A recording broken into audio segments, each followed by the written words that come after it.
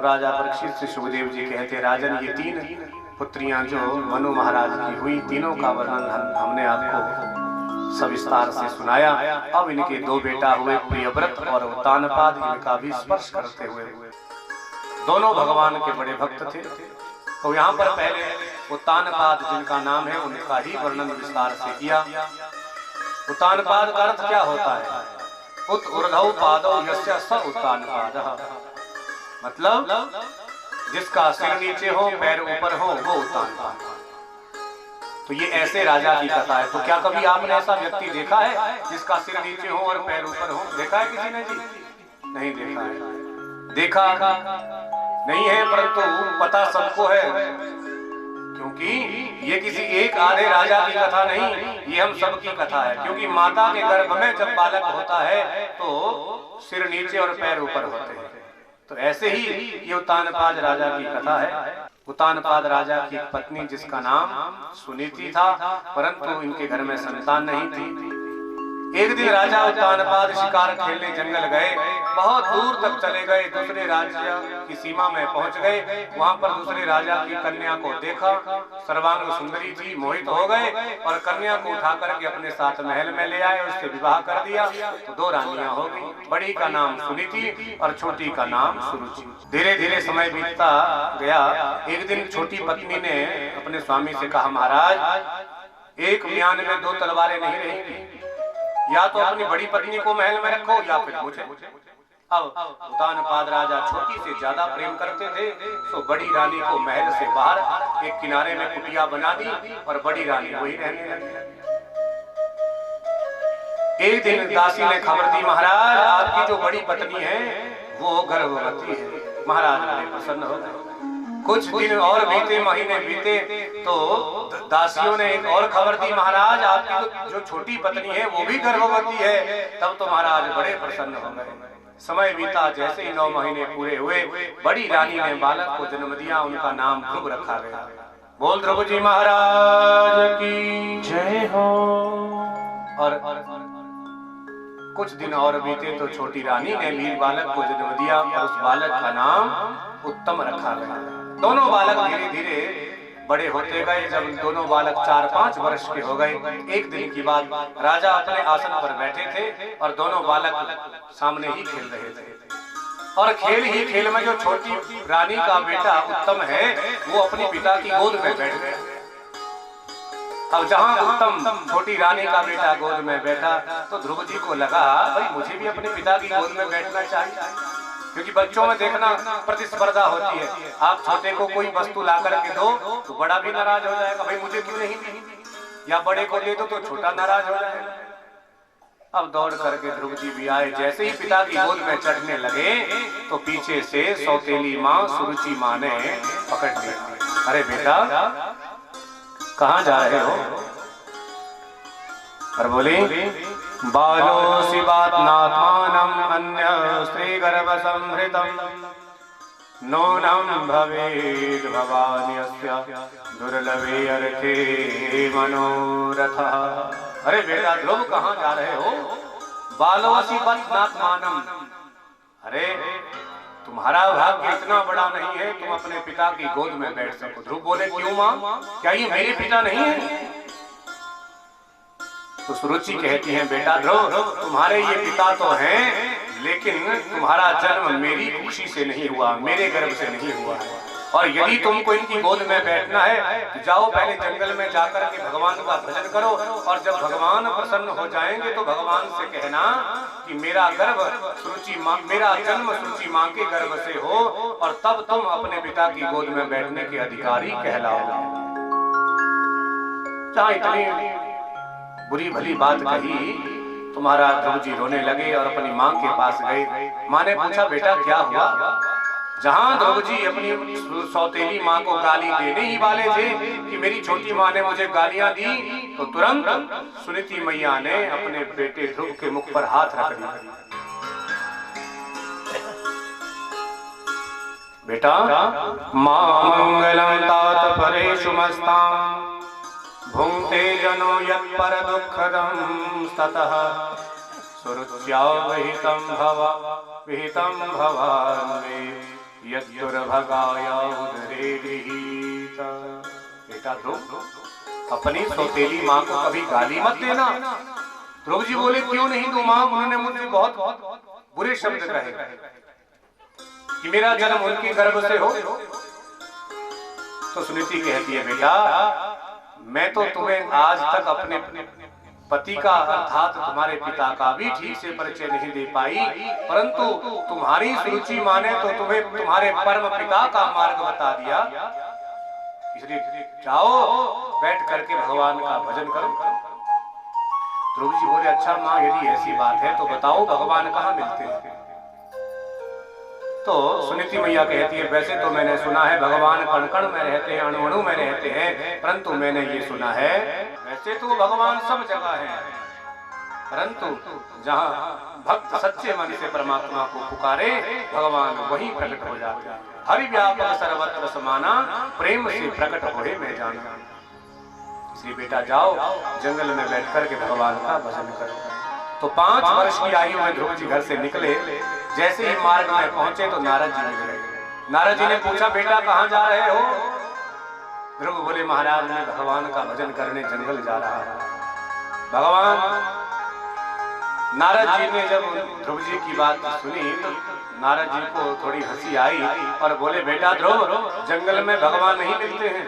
अरे जंगल में यदि भगवान मिल जाते तो जंगली जो जानवर हैं उनको कब के भगवान के दर्शन उनको हो गए होते। और बेटा जंगल में बड़े बड़े हिंसक जानवर रहते हैं और वो तुम्हारा नाश्ता कर जाएंगे, इसलिए घर जाओ। तो ध्रुव जी ने कहा नारद जी आप मुझे जो ज्ञानोपदेश कर रहे हैं ये अमृत के समान है, परंतु महाराज आप मुझे ये बताओ यदि कोई स्त्री छन्नी लेकर के गाय धोने बैठ जाए ना तो क्या उसमें दूध टिकेगा? नहीं टिकेगा।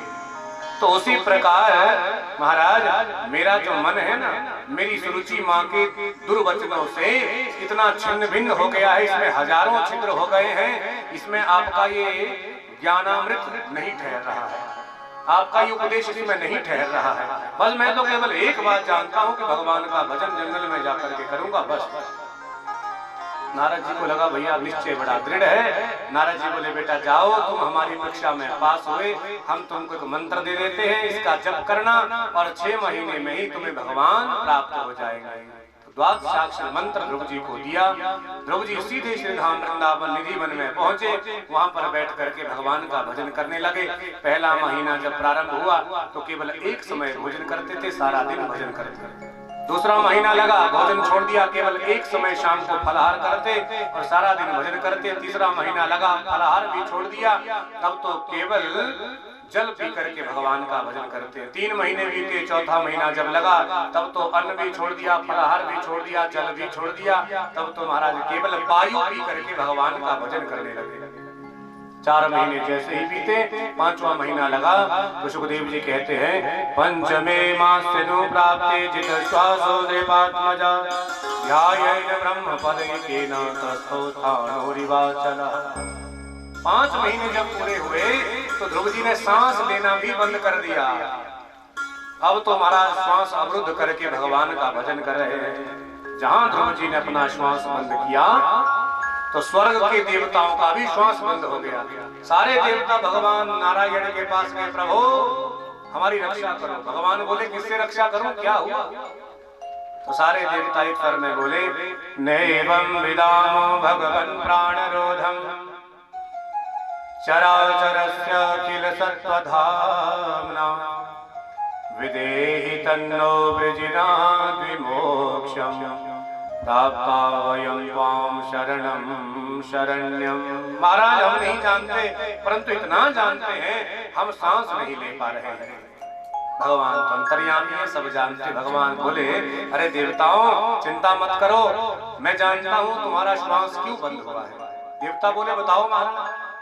भगवान बोले मेरा एक छोटा सा 5 वर्ष का नन्हा सा बालक श्रीधाम वृंदावन निधि वन में मेरा भजन कर रहा है, उसने अपना श्वास बंद कर लिया है और उसी कारण से तुम सबका भी श्वास बंद हो गया है।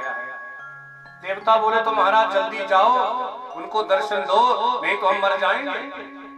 तब तो तुरंत भगवान वैकुंठ से अंतर ध्यान हुए और सीधे श्री धाम वृंदावन जीवन में ध्रुव जी के सामने प्रकट हो गए। भगवान प्रकट तो हो गए, लेकिन ध्रुव जी ने आंखें नहीं खोली। क्यों? क्योंकि ध्रुव जी आंख बंद करके मन ही मन में भगवान की झांकी का दर्शन कर रहे थे। अब तो भगवान ने सोचा, रे कैसा अबोध बालक है, मैं इसके सामने खड़ा हूँ फिर भी ये आंख नहीं खोल रहा, तो क्या करूं? तो भगवान ने एक विचार किया, जिस झांकी का दर्शन ध्रुव मन में कर रहा है उस झांकी को भगवान ने भीतर से हटाया। जैसे ही भगवान ने झांकी गायब की, ध्रुव जी ने छटपटा करके आंखें खोली तो देखा महाराज जो झांकी भीतर जिसका ध्यान कर रहे थे वही झांकी भगवान के सामने साक्षात खड़ी है।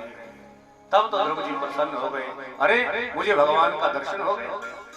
परंतु अब मन ही मन में ध्रुव जी सोचने लगे, भगवान प्रकट तो हो गए, नारद जी से बहुत सारी बातें पूछी, लेकिन ये नहीं पूछा जब भगवान प्रकट हो जाएंगे तब क्या करना चाहिए।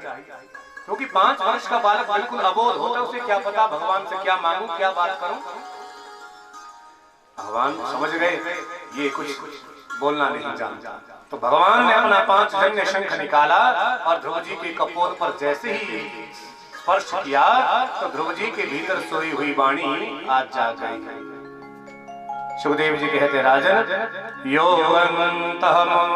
योवन्तः प्रविश्य मम वाचमिमां प्रसुप्तां संजीवयत्यखिल शक्तिधर स्वधाम्ना अन्यास्तहस्तचरण श्रवण त्वकादि प्राणा नमो भगवते पुरुषाय तुभ्यं।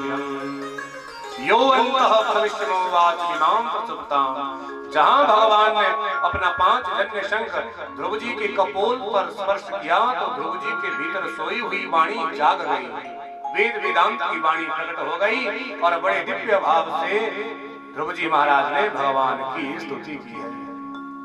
अरे प्रभु, मूकं करोति वाचालं पंगुं लंघयते गिरिं यत् कृपातमहं वन्दे परमानंद माधव। यदि गूंगे पर हो जाए ना तो गूंगा आदमी बोलने लग जाता है। मूकम करोति वाचालम और पंगुम लंघयते गिरिम, लंगड़े आदमी पर हो जाए तो लंगड़ा पर्वत को लांग करके चला जाता है। और महाराज यत् कृपातम हम वंदे परमानंद माधव, इसलिए प्रभु वही कृपा आपने आज मुझ पर की, इसलिए मैं धन्य हो गया। भगवान बोले, ध्रुव जी वो सब तो ठीक है, परंतु तुमने राज सिंहासन पर बैठने के लिए मेरी तपस्या की थी, इसलिए जाओ मैं तुमको आशीर्वाद देता हूँ। 36,000 वर्ष तक तुम राज्य करोगे, राजा बनोगे और उसके बाद तुम सीधे मेरे धाम को आ जाओगे। इतना कह करके भगवान अंतर ध्यान। अब ध्रुव जी को लगा, रे हम तो ठगे गए, मैंने भगवान से मांगा भी तो क्या, केवल एक राज सिंहासन, परंतु अब तो कुछ हो नहीं सकता। तब तो राजा उत्तानपाद और दोनों रानियां खूब हाथी घोड़े लेकर के आई और आज बड़े मान सम्मान के साथ ध्रुव जी को वापस अपने महल में ले गए। समय बीतता गया, 36,000 वर्ष तक ध्रुव जी ने राज्य किया और 36,000 वर्ष जहां पूरे हुए तो भगवान ने अपने 4 पार्षद भेजे, जाओ ध्रुव जी को सम्मान सहित हमारे धाम में ले आओ। चारों पार्षद विमान लेकर के ध्रुव जी के सामने प्रकट हुए और ध्रुव जी से बोले, ध्रुव जी चलो, आपके 36,000 वर्ष पूरे हो गए, भगवान ने आपको बुलाया है।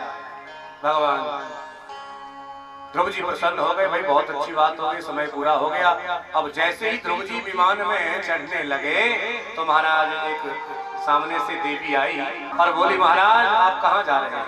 ध्रुव जी बोले, देवी अब हम तो चले, हमारा तो समय हो गया। तो देवी हाथ जोड़ करके कहती है, महाराज मेरा नाम मृत्यु है और इस संसार में जो आता है ना, यहाँ से सशरीर वापस कोई नहीं जा सकता है, सबको मरना ही मरना पड़ता है, इसलिए आप एक बार मेरा वर्ण करो।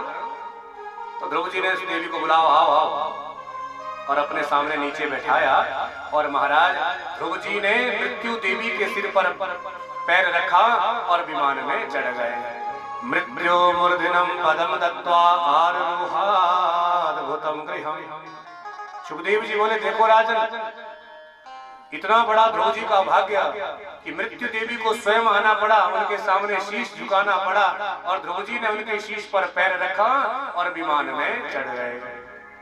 इसलिए कहते हैं, आया है सो जाएगा राजा रंग फकीर, कोई सिंहासन चढ़ चला, कोई बंधा जंजीर।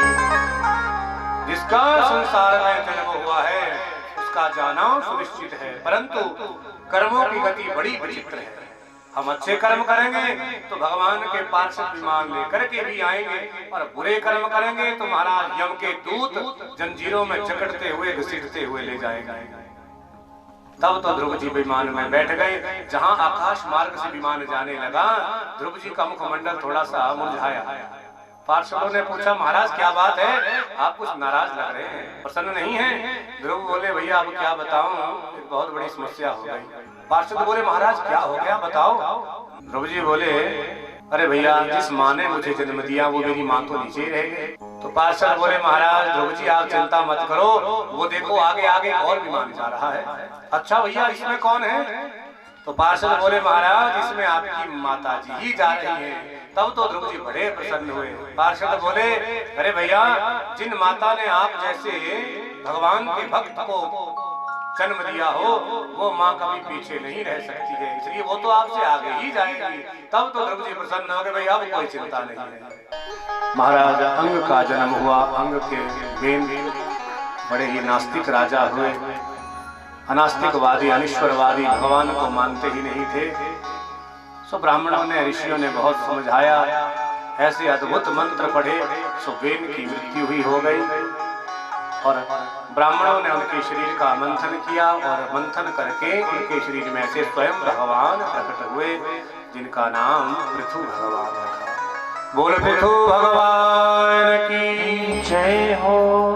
और महाराज इन्हीं के वंश में प्रियव्रत हुए, जो बहुत बड़े ज्ञानी बुद्धिमान थे। इतने बुद्धिमान थे, एक बार बैठे बैठे मन में विचार किया, भाई ये रात क्यों होती है, दिन ही क्यों नहीं बना रहता। सो अपनी बुद्धि के अनुसार एक बहुत दिव्य रथ का निर्माण किया, और उस रथ में स्वयं बैठ गए और धरती के 7 चक्कर लगाए, और 7 दिन तक रात्रि होने ही नहीं दी। 7 दिन तक दिन ही बनाए रखा। ब्रह्मा जी उतर करके आए, प्रियव्रत से हाथ जोड़ करके कहा, रे बेटा, ये सृष्टि का नियम ना बिगाड़ दो। दिन के बाद रात, रात के बाद दिन सृष्टि का नियम है, क्योंकि परमात्मा के द्वारा बनाई गई सृष्टि में कोई भी वस्तु वृथा नहीं है, बेकार नहीं है, उसका कोई ना कोई प्रयोजन है। अब ये तो हम मानवों की बुद्धि है, हमको उसका प्रयोग करना आता है या नहीं आता है। मान लीजिए घर में भोजन सब बनाते हैं, ज्यादातर महिलाएं, माताएं, बहनें बनाती हैं भोजन। अब क्या हुआ, मान लीजिए आपने आज घर में भोजन बनाया, सब्जी बनाई, तो सब्जी में नमक इतना ज्यादा डाल दिया कि सब्जी खाने लायक नहीं। घर वालों ने जब सब्जी खाई तो खूब गालियां पड़ी, अरे कैसी सब्जी बनाई है, बहुत नमक डाल दिया, खाने की मतलब की नहीं। जब थोड़ा भोजन खराब बना हो तो सुनना भी पड़ता, भी थोड़ी गड़बड़ हो गई। और दूसरे दिन आपने सोचा भी कल नमक बहुत ज्यादा हो गया था, तो असली आज ध्यान रखूंगी, तो इतना ध्यान रखा कि नमक डालना ही भूल गए। अब जब सब्जी किसी ने खाई घर वालों ने, तो फिर गालियां पड़ी, अरे कैसी सब्जी बनाई, खाने के मतलब की नहीं, नमक तो है ही नहीं। अरे जबकि व्यंजनम सार लवणम, अरे भोजन में, सब्जी में यदि कोई स्वाद है तो वो नमक का ही है, बाकी तो आप 36 प्रकार के मसाले डाल दो, नमक नहीं तो 0/0। अब तीसरे दिन आपने सोचा, भाई आज तो और भी ज्यादा ध्यान रखना पड़ेगा, परसों बनाई थी नमक ज्यादा हो गया, कल बनाई थी नमक डाला ही नहीं। तो अगले दिन आपने इतना ध्यान रखा भी नमक डालना भी है और उचित मात्रा में डालना है।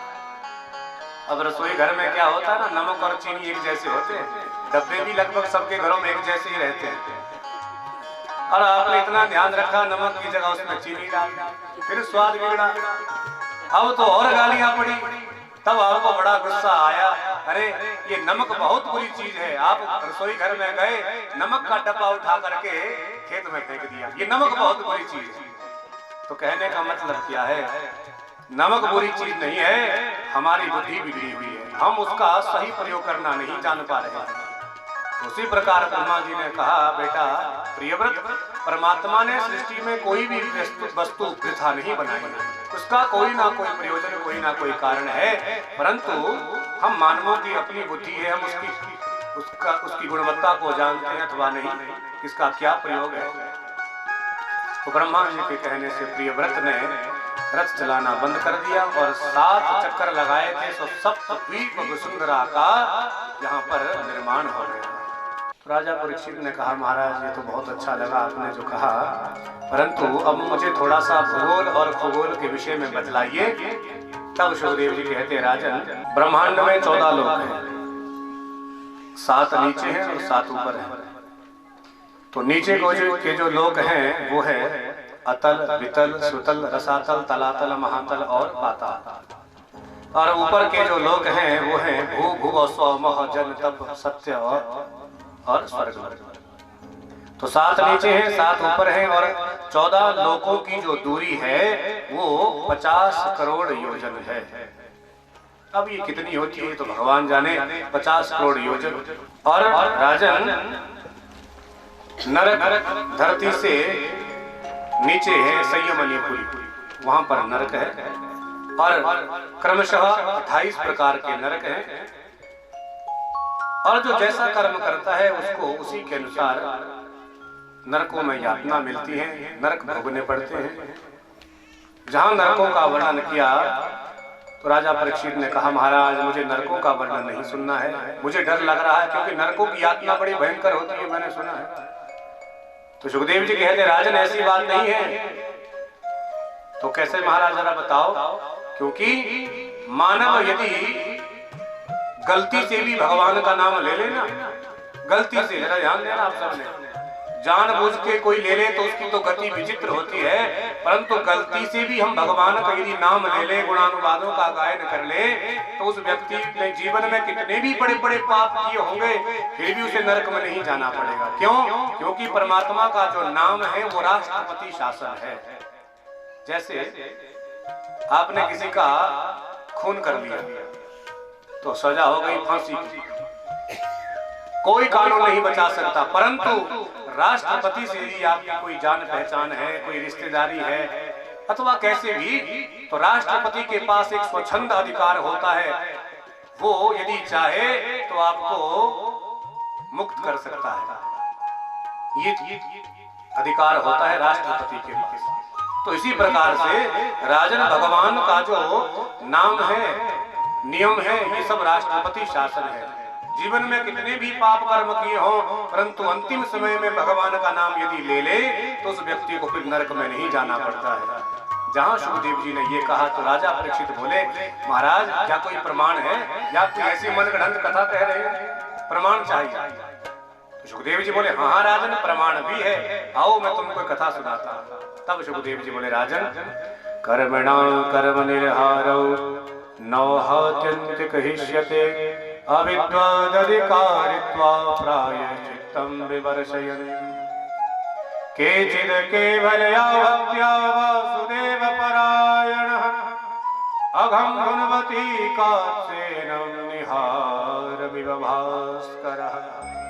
राजन कन्नौज में रहने वाला एक बड़ा ही विद्वान ब्राह्मण था जिसका नाम अजामिल। परंतु ब्राह्मण तो बहुत विद्वान था और पौरोहित्य कर्म करता था, लेकिन एक दिन जंगल के मार्ग से जा रहा था, वहां किसी वैश्या को बुरे कर्म में रत देखा। सो महाराज उससे आसक्ति हो गई और वैश्या को ही उठा करके अपने घर में ले आया, विवाह कर लिया। और स्थिति ये बन गई, पहले तो बहुत विद्वान था, धार्मिक था, परंतु धीरे धीरे वैश्या के संसर्ग में जब आया तो सारा ज्ञान ध्यान भूल गया और केवल अब तो एक डाकू पापी बन करके रह गया। जहां लोग अजामिल का सम्मान करते थे, वहीं उसी अजामिल के नाम से लोग अब घबराते हैं, डरते हैं, रात को घर से बाहर नहीं निकलते। बहुत बड़ा डाकू बन गया, बड़ी बड़ी चोरियां करने लगा। अब एक दिन की बात, घर में 5 बालकों का जन्म हो गया था। अयोध्या से कुछ संत लोग वृंदावन के लिए जा रहे थे। अब संतों का एक नियम होता है, दिन भर मार्ग में पैदल चलते हैं। जहां सायंकाल हुआ, रात्रि होने लगी तो कहीं आसपास कोई घर गांव मिल गया तो वहीं पर अपना डेरा लगा करके रात भर भजन करते हैं। तो उस दिन वो संत ब्राह्मण अजामिल के गांव में पहुंचे, रात्रि होने ही वाली थी। गांव में एक व्यक्ति मिला, उससे पूछा, भैया यहाँ कोई ऐसा धार्मिक व्यक्ति है जो हम संतों को भोजन करवा सकता है, रात्रि में अपने घर में ठहरने का स्थान दे सकता है? तो उस व्यक्ति ने कहा, महाराज यहाँ पर हमारे गांव में तो एक ही बड़ा धार्मिक आदमी है और उसका नाम है अजामिल। अच्छा, तो बताओ कौन सा घर है? व्यक्ति ने घर दिखा दिया। सारे संत अजामिल के घर में डेरा लगा करके बैठ गए, भगवान का भजन करने बैठे। अजामिल घर पर था नहीं, सो महाराज भीतर से जैसे ही अजामिल की पत्नी आई, देखा तो अरे आज भगवान की मुझ पर बहुत बड़ी कृपा हो गई, जो संत मेरे द्वार पर आए। क्योंकि शास्त्र कहते हैं संत का क्षण और अन्न का कण कभी व्यर्थ नहीं गवाना चाहिए। संत दर्शन बड़ा दुर्लभ होता है, इसलिए इनकी मैं सेवा करूंगा। तो हाथ जोड़ करके अजामिल की पत्नी बोली, महाराज मैं हूं तो वैश्या, परंतु आज आप मेरे द्वार पर आए हैं, बताओ मैं आपकी क्या सेवा कर सकती हूँ? संत बोले, देवी आप हमको सूखा अन्न दे दो, हम अपने आप भोजन बना करके पालेंगे, बस रात्रि विश्राम हम आपके आंगन में ही करेंगे, बस इतनी सेवा चाहिए। ठीक है महाराज। अब तो बढ़िया भोजन संतों ने अपने हाथों से बनाया, रात भर भजन कीर्तन चलता रहा। जहाँ आधी रात्रि हुई तो आधी रात्रि में बाहर से अजामिल आ गया। अजामिल ने जब देखा, अरे मेरे आंगन में संतों की टोली बैठी है, भगवान का भजन कर रहे हैं, तब तो संतों को गालियां देने लगा। जहां गालियां देने लगा, भीतर से अजामिल की पत्नी आई और अपने पति से कहा, महाराज आप इन पर क्यों नाराज हो रहे हैं? हमने इनको अपने आंगन में बैठने की अनुमति दी। और पत्नी से अजामिल बहुत डरता था। और अजामिल की क्या बात है, पत्नी से तो हर पति डरता है, ये पक्की बात है। क्योंकि पत्नी पति की चाबी होती है, जितना चलाना चाहती है पति उतना ही चलता है। तो पत्नी से बहुत डरता था। अजामिल बोला, अच्छा देवी तो आपने इनको बिठाया है? हाँ महाराज। तब तो अजामिल भीतर चला गया। अब रात भर संतों ने भगवान का भजन किया। जहाँ प्रातः काल हुई, संत लोग जाने लगे तो वैश्या भीतर से आई, संतों को प्रणाम किया। तो महात्माओं ने वैश्या से कहा, देवी हमारी एक बात मानोगी? वैश्या बोली, कहो महाराज। बेटी अभी तुम गर्भवती हो, 5 बेटे तुम्हारे घर में पहले से ही हैं, परंतु हमारी ऐसी इच्छा है अब की बार तुम्हारे जो बेटा होगा उसका नाम अजामिल रखना, उसका नाम नारायण रखना। ठीक है महाराज। अब संत लोग तो चले गए। जैसे 9 महीने पूरे हुए, वैश्या ने बालक को जन्म दिया। सो वैश्या ने उस बालक का नाम नारायण रख दिया। समय बीतता गया। जहां बालक लगभग 4 वर्ष का हुआ, 5 वर्ष का हुआ, और इधर धीरे धीरे अजामिल बूढ़ा हो गया। एक दिन की बात, अपने कमरे में पलंग पर सोया हुआ था। सो महाराज स्वप्न में ही उनके सामने यम के दूत आए। यम के दूत आए और अजामिल को हथकड़ियां बेड़ियां लगा करके जैसे ही ले जाने लगे तो महाराज उसी समय छटपटा करके अजामिल ने आंखें खोली और अपने बेटे नारायण को आवाज लगाई, बेटा नारायण बचाओ। क्योंकि अजामिल अपने छोटे बेटे से बहुत ज्यादा प्रेम करता था। बात बात में अपने छोटे बेटे को बुलाता था, अरे बेटा नारायण तुमने भोजन किया? अपने साथ भोजन करवाता, नहलाता, सुलाता। अब जहां यम के दूत जंजीरों में बांधने लगे अजामिल को, सो घबरा करके आंखें खोली तो सबसे पहले अपने बेटे को ही आवाज लगाई, बेटा नारायण बचाओ। अब सुखदेव जी राजा परीक्षित से कहते, राजन बालक नारायण तो बहुत दूर खेल रहा था। दूरे क्रीडने कौसक्तम पुत्रम नारायण भयम प्लावितेन स्वरेणो चै राजुहाव कुलेन्द्रियः। अब बालक नारायण के कान में तो आवाज नहीं पहुंची। अब जैसे ही कहा नारायण बचाओ तो भगवान नारायण ने वैकुंठ से अपने 4 पार्षद अजामिल की रक्षा करने के लिए भेज दिए। और आंखें जब अजामिल ने खोली तो ये स्वप्न नहीं था, ये सचमुच ही यम के दूत उनको ले जाने के लिए आए। अब तो महाराज जैसे ही यमदूत ले जाने लगे अजामिल को तो भगवान के 4 पार्षद ने उनके बंधन खोल दिए। यमदूत बोले, महाराज आप कौन हैं? तो भगवान के पार्षद बोले, पहले तुम बताओ तुम कौन? तो यमदूत बोले महाराज हम यम के दूत हैं, हमारे महाराज ने कहा कि अजामिल का समय पूरा हो गया है, इसने जीवन भर पाप कर्म किए हैं, इसलिए इसे यहाँ ले आओ। तो अब आप बताओ महाराज आप कौन हैं? तो भगवान नारायण के पार्षद बोले हम नारायण के पार्षद हैं, और हमारे महाराज ने हमको आज्ञा दी जैसे ही हमारे नारायण का प्रभु का नाम इस अजामिल ने लिया तो तुरंत भगवान ने हमें इसे बचाने के लिए यहाँ भेज दिया, इसलिए हम इसे ले जाने नहीं देंगे। यमदूत बोले हमारे महाराज ने कहा है ले आना, इसलिए हम नहीं छोड़ेंगे। अब दोनों में आपस में झगड़ा हो गया, सो नारायण के पार्षदों ने यम के दूतों को मार पिटाई करके वहां से भगा दिया। अब यमदूत जैसे ही यमराज जी के पास पहुंचे, धर्मराज जी के पास पहुंचे तो अपना काल दंड फेंक लिया, महाराज आज से आपकी नौकरी नहीं करनी। यमदूत बोले क्यों नहीं करनी, क्या हो गया? यमदूत बोले महाराज आपने हमें भेजा उस अजामिल को लेने के लिए कि जाओ उसे यहाँ ले आओ नरक में डालने के लिए। चार पीले वस्त्र वाले पुरुष पहुंचे और वो इतना कह रहे थे कि हम नारायण के दूत हैं, और जब हम निर्णय नहीं कर पाए कि कौन ले जाएगा तो महाराज हमारे में झगड़ा हो गया और उन चार पार्षदों ने हमारी पिटाई करके हमें वहां से भेज दिया। अब आप बताओ आपने हमें भेजा उसे लेने के लिए, और वो ना जाने कौन, हम उनको जानते भी नहीं, वो कहां से आ गया। जहां नारायण का नाम यमदूतों ने लिया कि यम नारायण के पार्षद वहां पहुंचे तो दौड़ करके यमदूत आए और महाराज अपने दूतों के मुंह पर हाथ रखा, अरे बस करो, कहीं गलती से तुमने यदि ये नाम जोर से ले लिया होता और ये नाम इन हमारे जेल में पड़े हुए पापियों के कान में पड़ गया होता तो ये सारे मुक्त हो जाते। यमदूत बोले महाराज क्या इस नाम में ऐसा चमत्कार है? तो बताओ तो सही ये नारायण कौन है और क्या इनके नाम की शक्ति का चमत्कार है? तो धर्मराज जी कहते हैं भाई देखो, वैसे तो भगवान के विषय में कोई नहीं बता सकता और मैं भी नहीं बता सकता, परंतु फिर भी हम 12 लोग हैं जो थोड़ा थोड़ा भगवान के विषय में जानते हैं। अच्छा महाराज कौन कौन है? पहले है स्वयंभू मतलब ब्रह्मा जी, दूसरे नंबर के हैं नारद, तीसरे हैं शंभु, स्वयंभू नारद शंभु कुमार सनकादि 4 कुमार, कपिल भगवान, मनु, प्रहलाद, जनक, भीष्म, बलि, व्यास, महर्षि वेदव्यास और सुखदेव जी, और अंत में अपना नाम लेते हैं हम 12 लोग हैं। थोड़ा थोड़ा भगवान के विषय में जानते हैं, ज्यादा हम भी नहीं जानते हैं।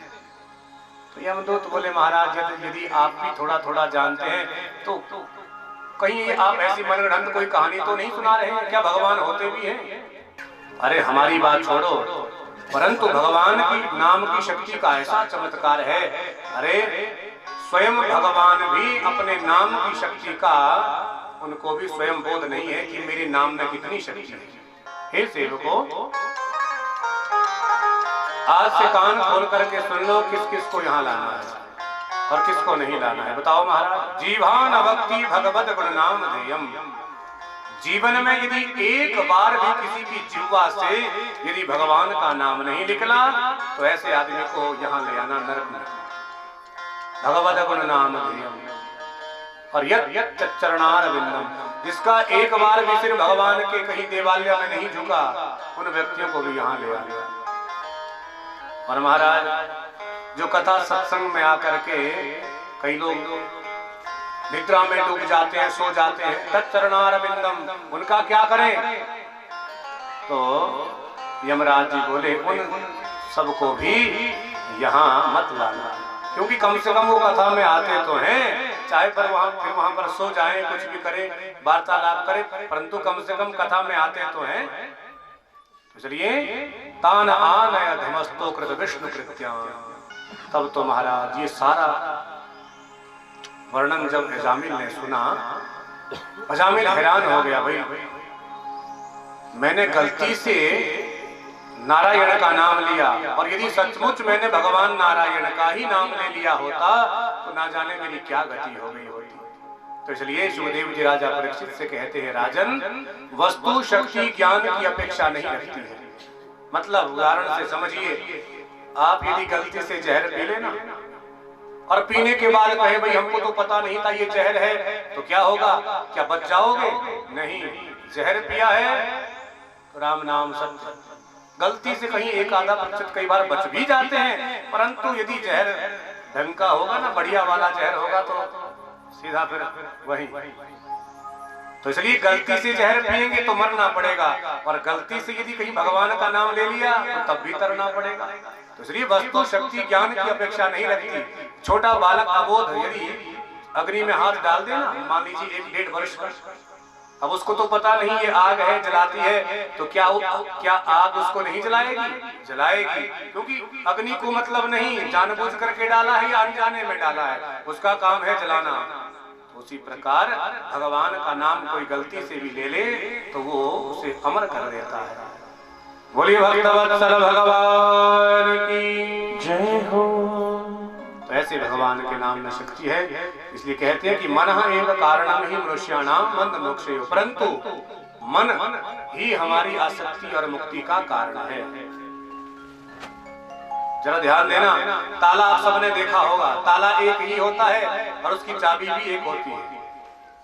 चाबी इधर मोड़ दो ताला बंद, चाबी इधर मोड़ दो ताला खुल जाएगा।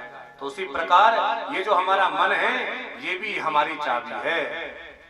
यदि हम संसार में ही इसको बांध कर रखेंगे, उलझा करके रखेंगे, तो जीवन भर हम उलझते हुए मर जाएंगे, लेकिन कल्याण नहीं होगा। और यदि इस चाबी को कहीं हमने भगवान की तरफ मोड़ दिया तो हमारा कल्याण निश्चित है। इसलिए मनः एव कारणम ही मनुष्याणाम बंध मोक्षयो, मन ही व्यक्ति की आसक्ति और मुक्ति का कारण है। ओ मन की तरंग मार लो, बस हो गया भजन। मन की तरंग मार लो, बस हो गया भजन। आदत बुरी सुधार लो, आदत बुरी सुधार लो, बस हो गया गाये बस हो गया भजन। ओ मन की तरंग मार लो, बस हो गया भजन।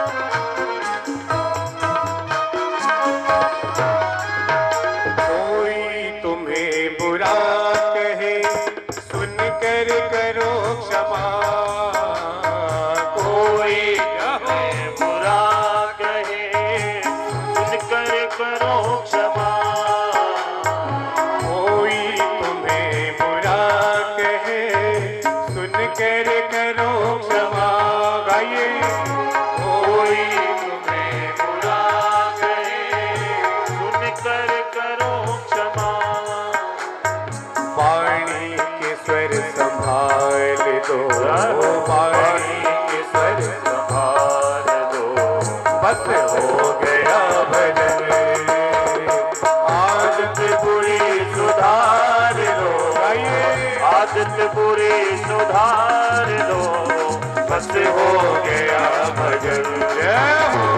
मन की तरंग मार लो, बस हो गया भजन। मन की तरंग मार लो, बस हो गया भजन। सारी सेवा करते हुए सभी बड़े भाव से हरि बोल।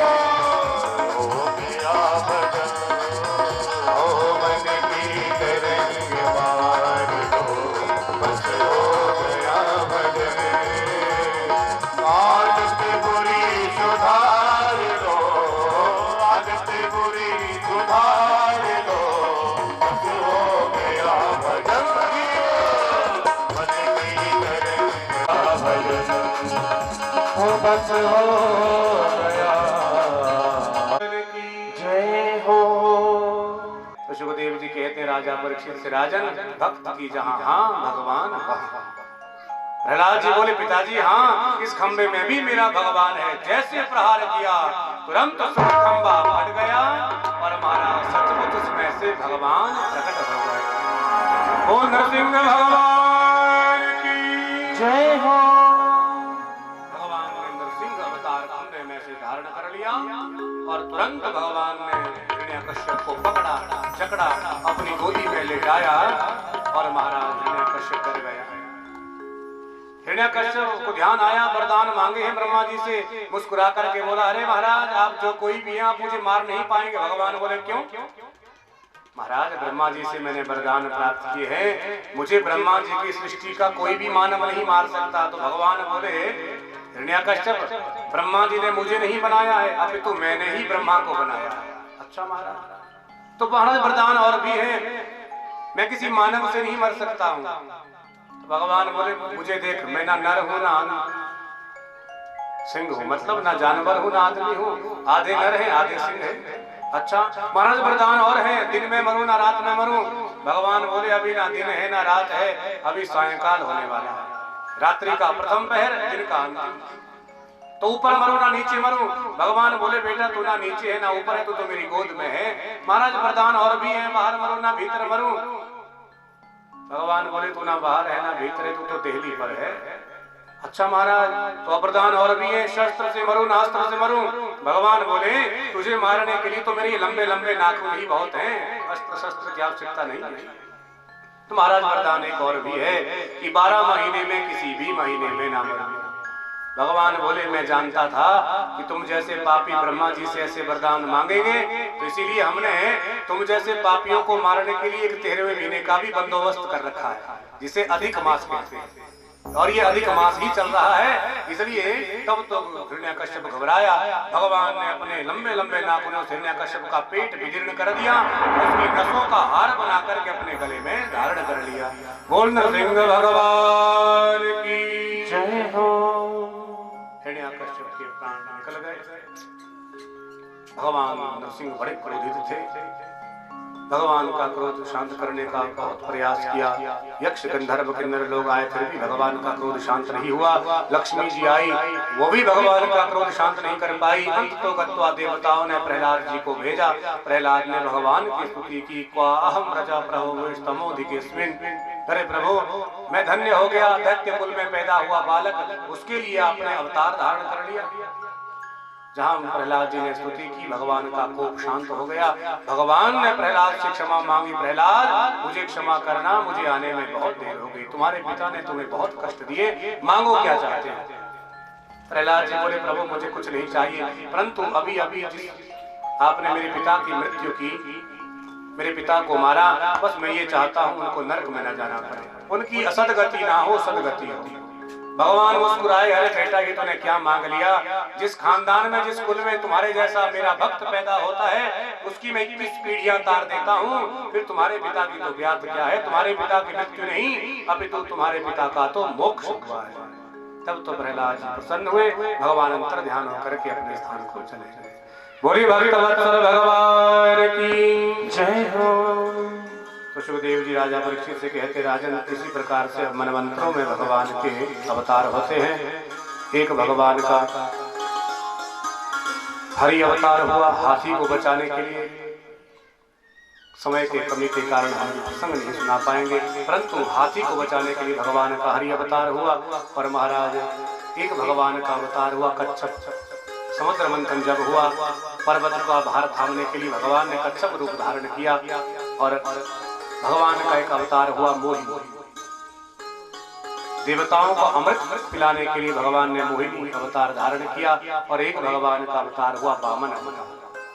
राजा बलि के यज्ञ में गए, 3 पैर भूमि मांगी, तो 2 ही पैर में तीनों लोग नाप लिए, और तीसरा चरण भगवान ने राजा बलि के सिर पर रखा। यदोत्तम श्लोक भगवान मेरितम बचो बलिकम सुरवर्य मन्यते। और भगवान उनकी उदारता को देख करके प्रसन्न हो गए, और अगला इंद्र राजा बलि को ही बनाया। तो महाराज ऐसे ऐसे भगवान के अवतार होते हैं। बोली भक्तवत्सल भगवान की जय हो। सुदेव जी कहते राजन अब मैं तुमको कृष्ण कथा सुनाता हूँ।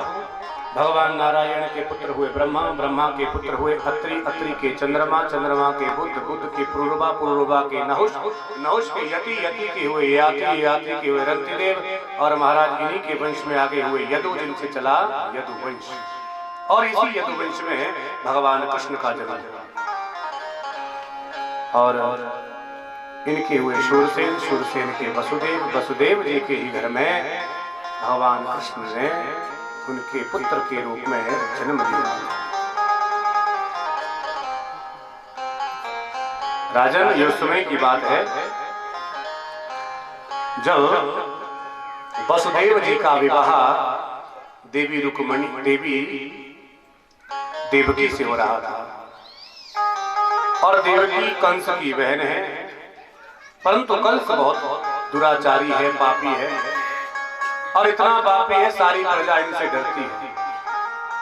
परंतु आज जब बहन की विदाई होने लगी तो कंस ने सोचा क्यों ना मैं अपनी बहन का रथ अपने हाथों से चलाऊं।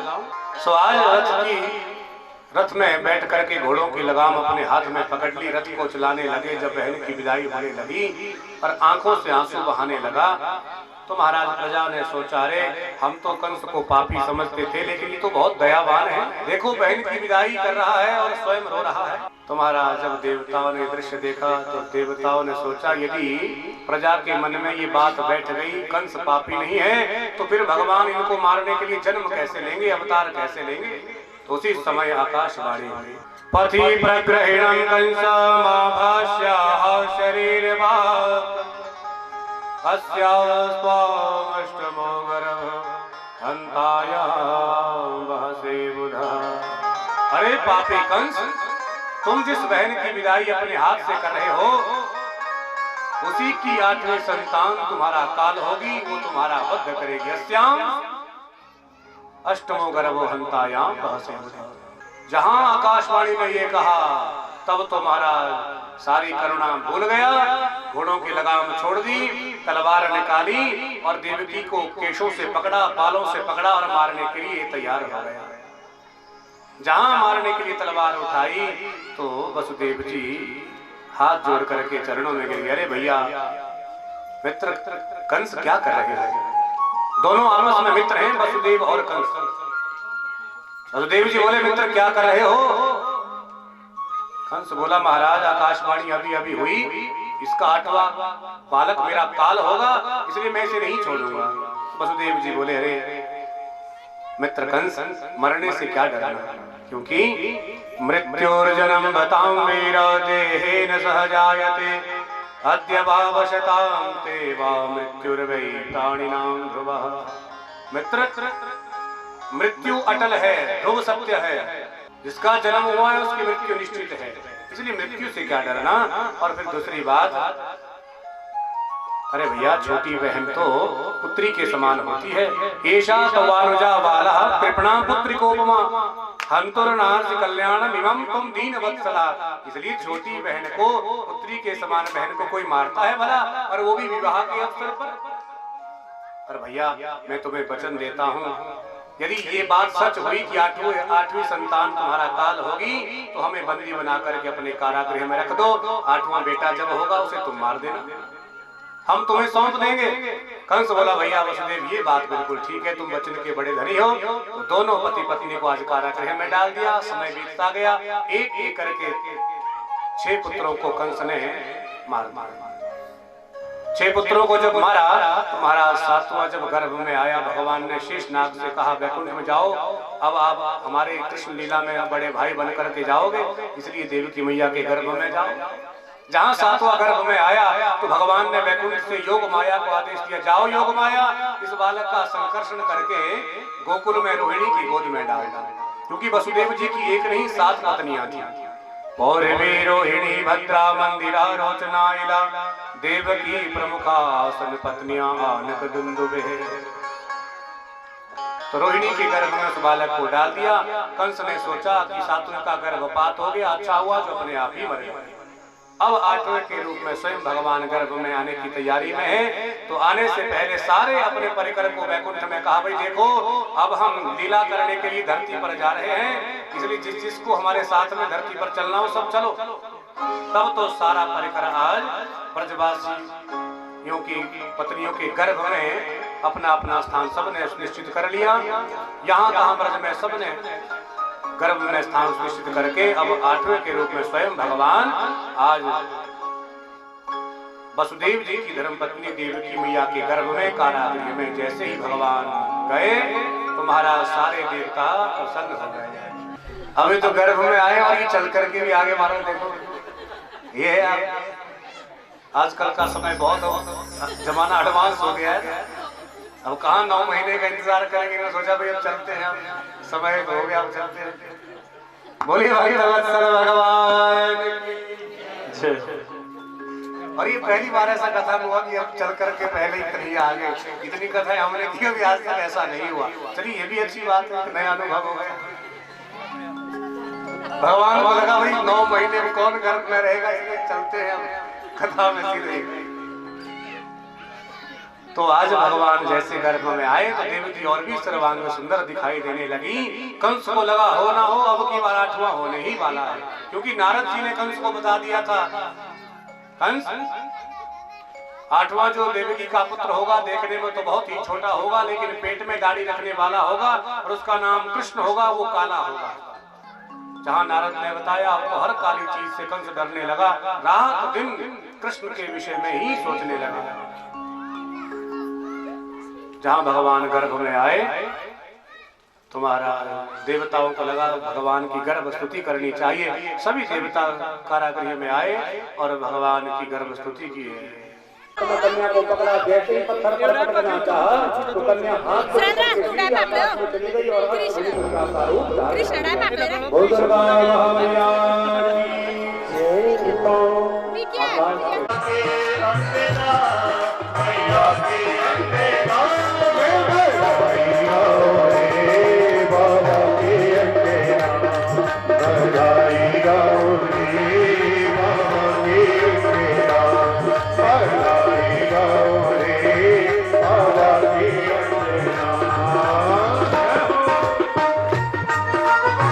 एक बार सभी दोनों हाथ उठा करके बोलेंगे, बोलिए नंद के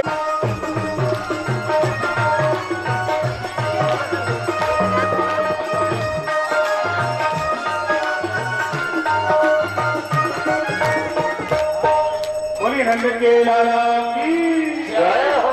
बैठ करके सभी कन्हैया की झांकी का दर्शन करेंगे, फिर आपको उठने का मौका भी दिया जाएगा कि बैठ के अभी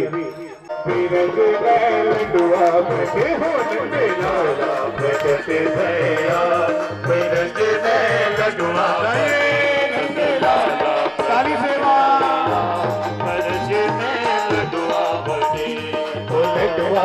तेरे बाबा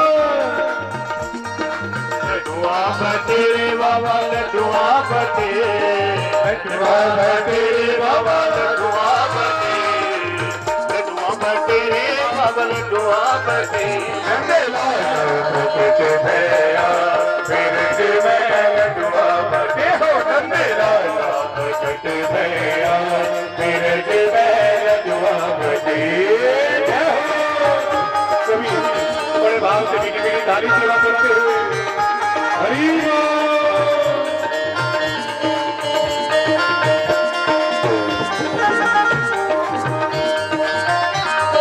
गोरे काटो की गोपी लाई और लाई है तारा श्रृंगार लड्डुआ बटे हो, हरि लाई है तारा श्रृंगार लड्डुआ बटे लाला बटे भैया लड्डुआ बटे। सारी सेवा बोलिए नंद के लाला की जय हो।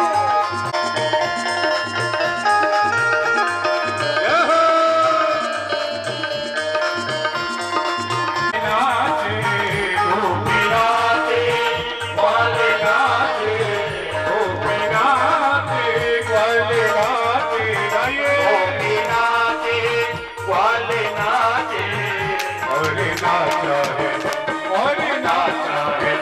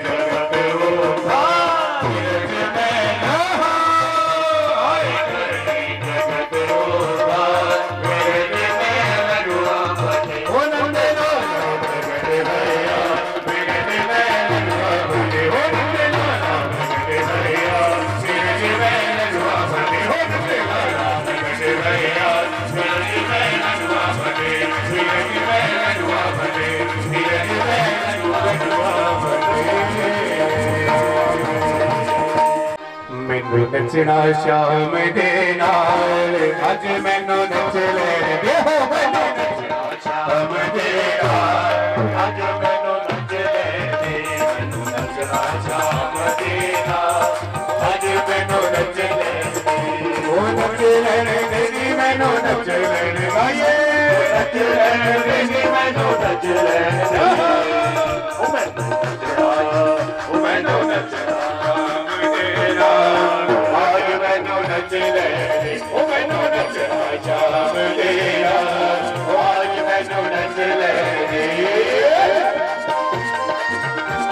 सभी बड़े भाई हरि बोल।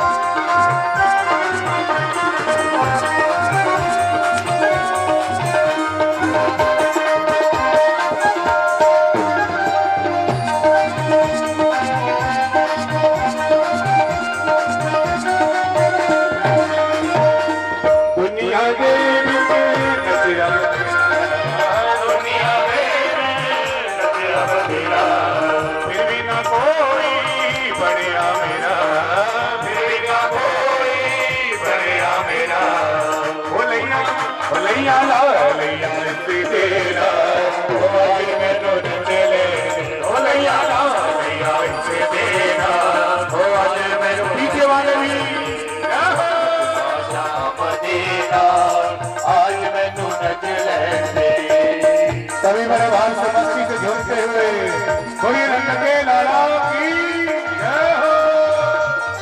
वृंदावन विच जावांगी मैं भी वृंदावन विच जावांगी मैं भी प्यार मोहन ना पावांगी मैं भी गाइए प्यार मोहन ना पावांगी मैं भी ओ मेरा मेरा ओ मेरा मुरीदी वाला शाह मेरा मुरीदी वाला शाह ओ दिल में तो नचले मदीना ओ आज मैं तो नचले नचले ओ नचले मैं तो नचले ओ मैं तो नचले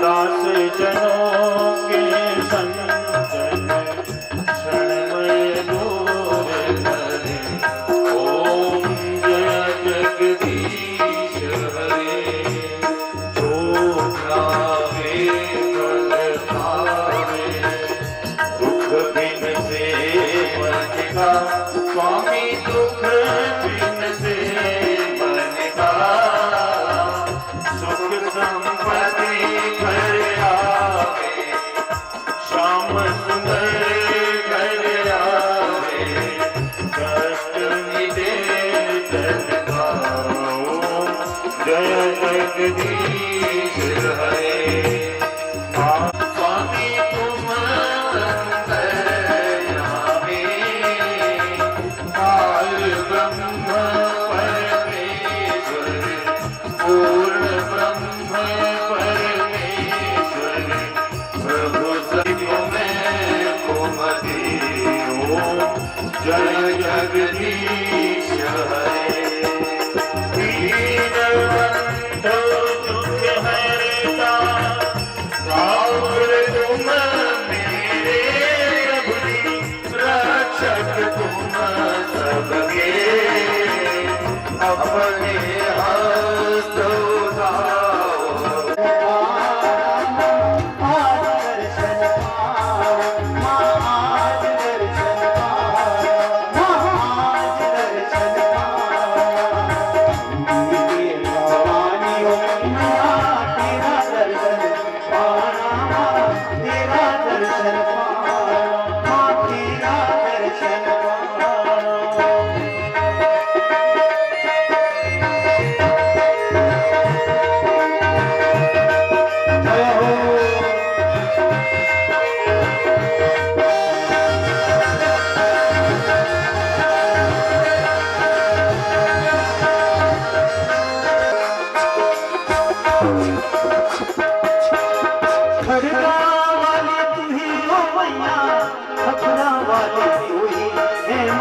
खपरा वाली तू ही है, खड़गा वाली तू ही है, खपरा वाली तू ही है, खपरा वाली तू ही है, हाँ खपरा वाली तू ही है, हाँ खपरा वाली तू ही है, हाँ खपरा वाली तू ही है, ओ खड़गा वाली तू ही है, खपरा वाली तू ही है, माँ खपरा वाली तू ही है, माँ खपरा वाली तू ही है, तेरा खप्पर कभी न भरना हरिओम सीता सीता राम बोलो राधे राधे श्याम बोलो सीता सीता राम बोलो राधे राधे श्याम बोलो हरिओम हरिओम हरिओम नमः शिवाय हरिओम नमः शिवाय हरिओम नमः शिवाय हरिओम हरिओम नमः शिवाय काले बंदिया तू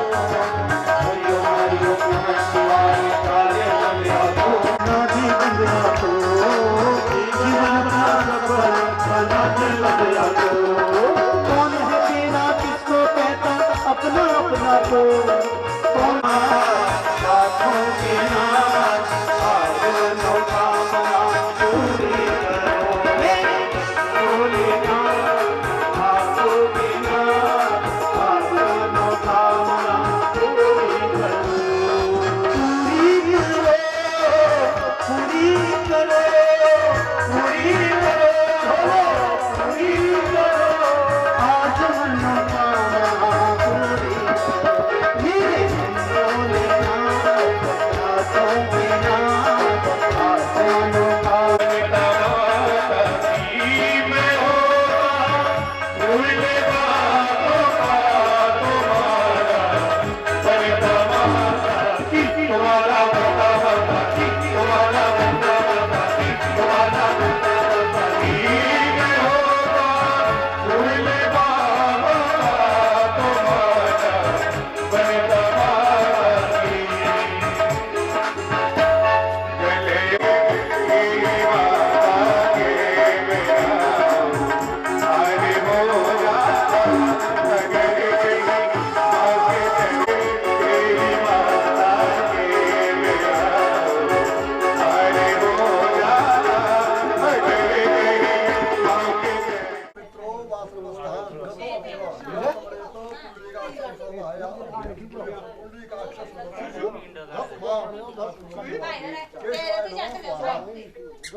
नारायणाय नमः स्वाहा माधवाय नमः स्वाहा शांडिल्य शांडलासिता देवदेवता भूमि मातः गोविन्दाय नमो नमः भद्रं पश्येमाक्षवर्जयत्राः स्थिरैरङ्गैः सुष्ठुवागुंसस्तनोभिः यशेमदेवहितं यदायुः स्वस्ति न इन्द्रो वृद्धश्रवाः स्वस्ति न पूषा विश्ववेदाः स्वस्ति नस्तार्क्ष्यो वरिष्ठनेमिः स्वस्ति नो ब्राह्मणानां राजाय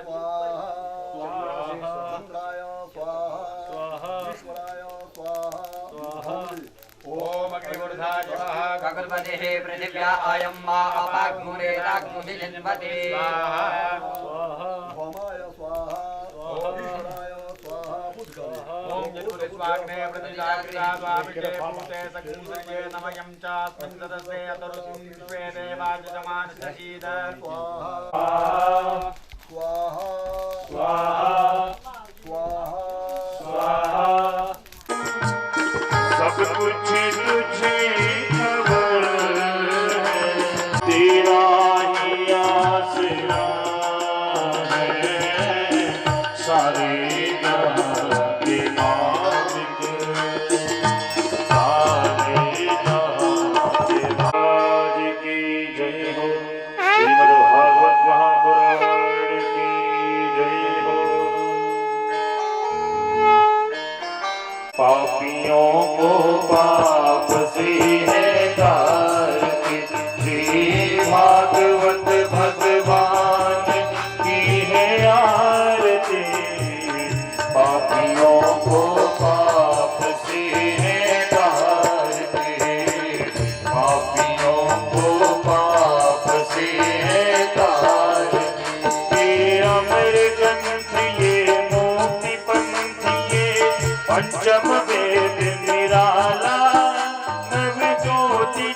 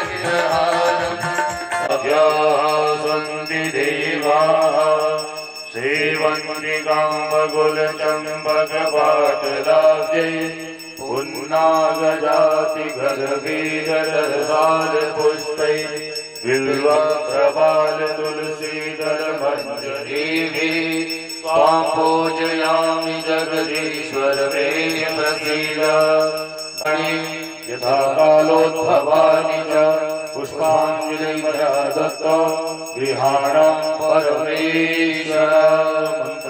ठाकुर हमरे रमण बिहारी हम है रमण बिहारी के। आइए, जो नियमित श्रोता है सबको पता है यही पंक्तियां सीधी सी पंक्तियां कभी भाव से मीठी मीठी ताली सेवा करते हुए गाएंगे। ठाकुर हमरे रमण बिहारी ठाकुर हमरे रमण बिहारी हम है रमण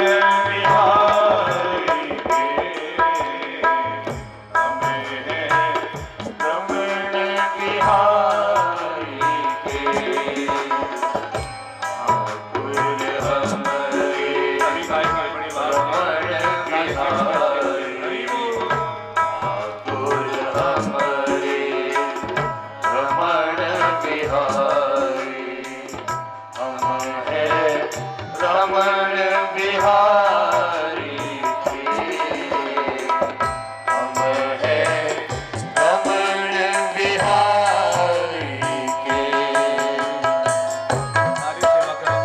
ठाकुर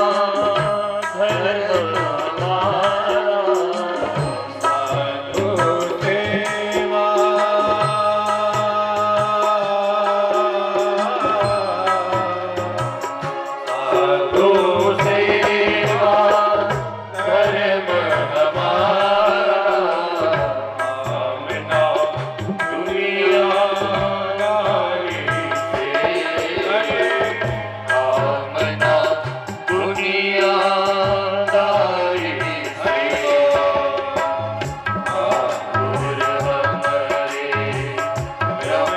अभी गाएंगे बड़ी बात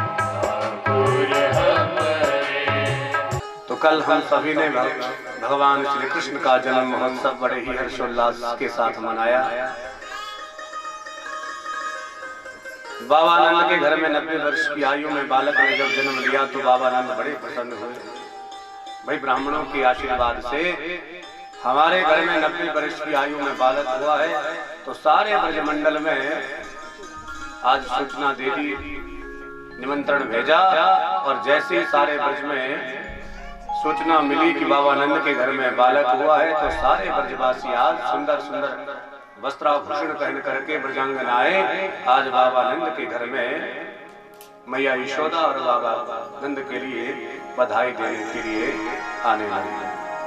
बोली नंद के लाला की जय हो। और इधर गंगा तट पर श्री सुखदेव जी महाराज राजा परीक्षित को इस भागवत महापुराण की ज्ञान गंगा का प्रचार प्रसार कर रहे हैं। तो सुखदेव जी ने राजा परीक्षित से कहा, राजन, यहाँ पर व्यास जी ने भागवत में 18 श्लोकों में नंद उत्सव का वर्णन किया है, और राजन भागवत महापुराण में 18,000 श्लोक हैं। तो मानो जो संपूर्ण फल 18,000 श्लोकों को सुनने से मिलता है, वही फल केवल इन 18 श्लोकों का गुणगान करने से, श्रवण करने से मिल जाता है। ऐसा अद्भुत वर्णन 18 श्लोकों में व्यास जी ने किया है। तो कहते हैं सुखदेव जी, राजन, मानो आज बाबा नंद के घर में कोई बालक नहीं, अपितु स्वयं साक्षात मूर्तिमान भगवान ही आह्लाद बन करके प्रकट हुए हैं। इसलिए तो आप सबने सुना होगा कथाओं में कि नंद के आनंद भयो। क्योंकि आनंद का जो स्वरूप है वो तो केवल परमात्मा का ही है। इसलिए आज साक्षात परमात्मा ही बाबा आनंद के घर में प्रकट हुए हैं। इसलिए नंदस्त्वात्मज उत्पन्ने जात आह्लादो महा और आहूय विप्राण वेदः। बाबा नंद ने पहले सोचा भाई जिन ब्राह्मणों के आशीर्वाद से हमारे घर में बालक हुआ है, क्यों ना पहले उन ब्राह्मणों के पास जाकर के दंडवत उनको करूं, प्रणाम करूं, उनका विधिवत पूजन करूं। आहूय विप्राण वेदः ज्ञानः स्नात शुचिर्लंकृतः। तो सबसे पहले बाबा आनंद ने बढ़िया स्नान ध्यान किया, नए वस्त्र पहने और ब्राह्मणों के पास गए, ब्राह्मणों को साष्टांग दंडवत प्रणाम कर लिया। राजन ब्राह्मणों ने प्रसन्न होकर के बाबा आनंद के लिए स्तुति वाचन पाठ किया और बाबा आनंद ने ब्राह्मणों का पूजन किया और उनको यथा उचित दक्षिणा प्रदान की। जो सारी प्रक्रिया यहाँ पर कल यजमान के द्वारा हुई, ब्राह्मणों का पूजन हुआ, दक्षिणा दी गई। अब बाबा आनंद को लगा कि इन ब्राह्मणों को क्या दूं, 90 वर्ष की आयु में इनके आशीर्वचन से हमारे घर में बेटा हुआ है तो इनको क्या दूं। तो बाबा आनंद के यहाँ पर देखिए 9 लाख गाय हैं। तो बाबा आनंद ने सोचा क्यों ना ब्राह्मणों को गौदान किया जाए। तो पहले भी हमारे गांव समाज में परंपराएं होती थी, ब्राह्मणों को जब शादी विवाह होते थे, कोई उत्सव होते थे, यज्ञ होते थे तो ब्राह्मणों को गौदान किया जाता था। परंतु उस समय परंपराएं ऐसी थी कि सब जगह पशु होते थे तो ब्राह्मणों को देवी दिए जाते थे। तो फिर उसमें कोई किसी को ना तो ब्राह्मण उसका बुरा मानते थे ना तो घर वाले। लेकिन आज तो समस्या ये है कि पशु किसी के है ही नहीं और जिनके हैं वो भी रखना नहीं चाहते हैं। तो इसलिए बाबा आनंद ने आज 9 लाख में से 2 लाख गायों के जो सिर होते हैं सींग सोने से मढ़वा दिए और जो खुर होते हैं उन खुरों को भी सोने से मढ़वा दिए। सींग और पैर खुर दोनों सोने से मढ़वा दिए और 2 लाख गायों का दान ब्राह्मणों को संकल्प कर दिया। और बाबा आनंद ने 7 तिलों के पर्वत बनाए और उन 7 तिलों के पर्वत का दान ब्राह्मणों को कर दिया। 2 लाख गाय और 7 तिलों के पर्वत बना करके ब्राह्मणों को दान किए। और जैसे ब्राह्मण चाहते थे वैसा ही सब कुछ बाबा आनंद मैया यशोदा ने लुटा दिया। ब्राह्मण प्रसन्न हुए। ब्राह्मण बोले बाबा आनंद ये लेने देने की प्रक्रियाएं तो बाद में भी चलती रहेंगी, आओ पहले भगवान का थोड़ा सा पूजन कर लो, क्योंकि भगवान की कृपा से आपके घर में बेटा हुआ है तो इसलिए पहले जरा पूजन कर लो। और देखिए सूतक का एक विधान होता है। शास्त्र कहते हैं कि यावत न छिद्यते नालम तावत न सूतकम बधीयते। नाल छेदन बालक का होता है, सब जानते होंगे, बूढ़ी बूढ़ी माताएं होती है ना कि बालक हो बिटिया हो तो जब तक नाल छेदन नहीं होता है तब तक सूतक नहीं माना जाता है। यावत न छिद्यते नालम तावत न सूतकम बधीयते। तो बाबा आनंद बोले, ब्राह्मण बोले बाबा आनंद अभी बालक का नाल छेदन संस्कार नहीं हुआ है, इसलिए आओ उससे पहले थोड़ा भगवान का पूजन कर लो। तब तो महाराज ब्राह्मणों ने भगवान के पूजन की विधिवत तैयारी की। बाबा आनंद जैसे ही पूजा में बैठे, परंतु स्थिति क्या है कि बाबा का जो मन है वो बालक में अटका हुआ है। कब मैं अपने बालक का मुख देखूं। ब्राह्मणों ने जैसे ही हाथ में पुष्प दिए, बाबा भगवान का ध्यान करो। ध्यान करके कहा बाबा भगवान को जरा जल से स्नान करवाओ। तो लेकिन बाबा आनंद का ध्यान बालक में था, तो जल के बदले उठा करके बाबा अक्षत भगवान को चढ़ा देते। ब्राह्मण बोले बाबा क्या कर रहे हो, हम जल की कह रहे हैं, आप अक्षत चढ़ा रहे हैं, आपका ध्यान कहाँ है। तब तो थोड़ा बाबा आनंद ने ध्यान लगा करके पूजन करना चाहा। ब्राह्मण बोले बाबा भगवान गणपति पर थोड़ा दूध चढ़ा दो। तो बाबा उठा करके फूल चढ़ा देते। ब्राह्मण बोले बाबा आपका ध्यान पूजा में बिल्कुल नहीं है, आपका ध्यान तो अपने बालक में अटका हुआ है। बाबा आनंद बोले ब्राह्मण आपने बिल्कुल ठीक पहचाना, सच्ची कहूं तो मेरा पूजा में ध्यान बिल्कुल भी नहीं है, मेरा ध्यान तो अपने लाला में अटका हुआ है। ब्राह्मण मुस्कुराए और बोले बाबा जाओ आप अपने बालक का मुख देख लो, ये सारी पूजा पाठ तो स्वयं ही निपटा देंगे। तब तो ब्राह्मणों को दंडवत प्रणाम किया और बाबा आनंद दौड़ करके उस कक्ष की तरफ भागे जहां पर मैया यशोदा और लाला है। परंतु वहां क्या स्थिति है, वहां पर सैकड़ों ग्वाल बाल गोपियां ब्रजवासी द्वार पर खड़े हैं, लाला को देखने के लिए भीड़ लगी है। अब तो महाराज बाबानंद ने जैसे ही भीतर जाने का प्रयास दरवाजे से किया तो गोपियों ने ग्वाल बालों ने रोक लिया। अरे बाबा अभी ठहरो, अभी हमारा भी नंबर नहीं आया, आप कहाँ जा रहे हो? अब बाबा दरवाजे पर खड़े हैं। इतने में क्या हुआ कि बाबानंद का एक बहुत पुराना मित्र अपने सर पर दही का मटका लेकर के आया और जैसे ही बाबानंद के पास पहुंचा महाराज तो सारा दही का मटका बाबानंद के ऊपर डाल दिया। बाबानंद बोले, अरे मित्र ये क्या कर दिया? अभी अभी नहा करके आया था, बढ़िया नए नए वस्त्र पहने थे, तूने सब खत्म खराब कर दिया। अब मैं लाला का मुंह कैसे देखूंगा? तो बाबा का मित्र बोला, अरे बाबा तुम्हें पता नहीं तुम्हारे घर में पहला बेटा हुआ है। अरे जब पहली बार अपने बेटे का मुख देखा जाता है तो दही में स्नान करके देखा जाता है। बाबानंद बोले, अच्छा भैया ऐसी बात है? अरे भैया तब तो तुम मेरे सच्चे मित्र हो, तुमने बड़ी कृपा कर दी जो आज दही में ही स्नान करवा दिया। तब तो सारे ग्वाल बाल ब्रजवासी बाबानंद और मैया यशोदा को आज बधाई दे रहे हैं। बोलिए नंद के लाला की जय हो। तो आप सबको भी भगवान कृष्ण के जन्म उत्सव की बहुत बहुत बधाई। आइए गोपियों के भाव में, ग्वाल वालों के भाव में हम और आप भी बाबानंद और मैया यशोदा को बधाई दें। कृष्ण जन्म सुनी आई, यशोदा मैया दे दे बधाई। कृष्ण जन्म सुनी आई, यशोदा मैया दे दे बधाई। कृष्ण जन्म सुनी आई, यशोदा मैया दे दे बधाई। कृष्ण जन्म सुनी आई, यशोदा मैया दे दे बधाई। दे दे बधाई मैया दे दे बधाई।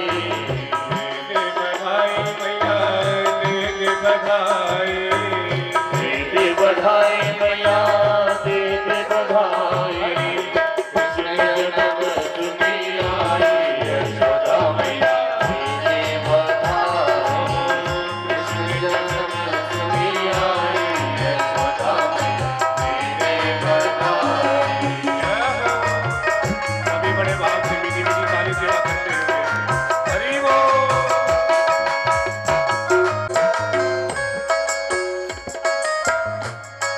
देखिए ग्वाल बाल गोपियां मैया से क्या मांग रहे हैं। ओ कंगना भी लूंगी मैया, झूमर भी लूंगी। कंगना भी लूंगी मैया, झूमर भी लूंगी। कंगना भी लूंगी मैया, झूमर भी लूंगी। कंगना भी लूंगी मैया, झूमर भी लूंगी। और लहंगे की दे दे सिलाई, यशोदा मैया दे दे बधाई। और लहंगे की दे दे सिलाई, यशोदा मैया दे दे बधाई। कृष्ण जन्म सुनी आई, यशोदा मैया दे दे बधाई। सभी बड़े भाव से मीठी मीठी ताली सेवा। मेरे भी लूंगी मैया, सारे भी लूंगी। मेरी भी लूंगी मैया, साड़ी भी लूंगी। मेरे भी लूंगी मैया, सारे भी लूंगी। और कुर्ते की दे दे सिलाई, यशोदा मैया दे दे बधाई। और कुर्ते की दे दे सिलाई, यशोदा मैया दे दे बधाई। कृष्ण जन्म सुनी आई, यशोदा मैया दे दे बधाई। जुग जुग जिए तेरा बाके बिहारी। जुग जुग जिए तेरा बांके बिहारी। जुग जुग जिए तेरा बाके बिहारी। जुग जुग जिए तेरा बांके बिहारी। जुग जुग जिए तेरा बाके बिहारी। बांके बिहारी। जुग जुग जिए तेरा बांके बिहारी। बांके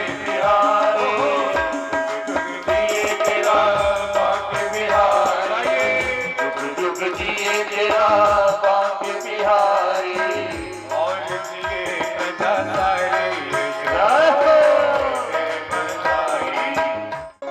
और महाराज बाबानंद के घर में 2 बालक हैं, क्योंकि गोकुल में ही वसुदेव जी की पत्नी दूसरी रहती है जिनका नाम रोहिणी है। कल हमने आपसे चर्चा की थी, वसुदेव जी की एक नहीं 7 पत्नियां थी। पौरवी रोहिणी भद्रा मंदिरा रोचना इलह देवकी प्रमुखा आसन पत्नियां आनक दुंदुभे। तो देवकी जी तो वसुदेव की प्रमुख पत्नी थी, परंतु अन्य अच्छे पत्नियां इनकी। और तो जहां भगवान से पहले बलराम जी गर्भ में आए, शेषनाग गर्भ में आए, तो भगवान ने योग माया से कहा कि जाओ इस बालक का संकर्षण करके इसको खींच करके गोकुल में रोहिणी की गर्भ में डाल दो, और 9 महीने बाद सकुशल रोहिणी मैया के गर्भ से उस बालक का जन्म हुआ। तो बाबानंद के ही महल में दोनों बालकों का जन्म महोत्सव मनाया जाएगा, क्योंकि बाबानंद और वसुदेव जी दोनों आपस में मित्र हैं। तो बाबानंद ने रोहिणी से कहा, देवी आप भी जरा तैयार होकर के सुंदर वस्त्राभूषण पहन करके हमारे उत्सव में शामिल हो जाओ। अरे आपके बेटे का भी तो जन्म महोत्सव मनाया जा रहा है। इसलिए रोहिणी च महाभागानंद गोपाभिनंदितः व्यचरत दिव्यावासा श्रकंठाभरणभूषिता। जब बाबानंद ने कहा तो बाबानंद के कहने से रोहिणी मैया भी सुंदर वस्त्राभूषण पहन करके उत्सव में सम्मिलित हो गई। और कितने दिन बीत गए किसी को खबर ही नहीं। इतना आनंद की लहर मानो आज ब्रजमंडल में गोकुल में मच रही है।